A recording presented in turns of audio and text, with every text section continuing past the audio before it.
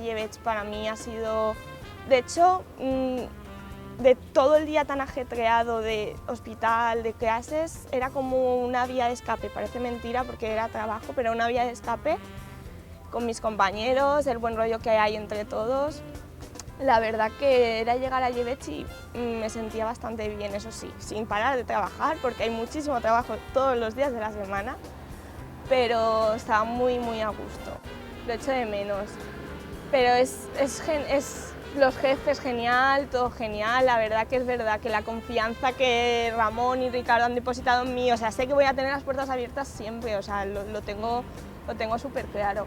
Entre el estrés y el ajetreo que conlleva el trabajo, la verdad que siempre había momentos para bromear, risas, nos vacilábamos unos a otros, pero siempre desde el buen rollo. Lo he pasado muy bien y son momentos divertidos muchos.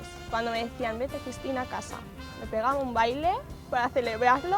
Ese es mi momento divertido del día, yo creo, irme a casa a descansar. Porque de fiesta salía poco, la verdad, después de trabajar. Pero ya te digo que con mis compañeros, muchas salidas que hemos hecho juntos, de quedarnos a tomar una copa luego aquí todos, de hacer piña. Somos la verdad que una pequeña familia, pero son todos geniales. Os voy a echar un mogollón de menos, la verdad, mucho de menos.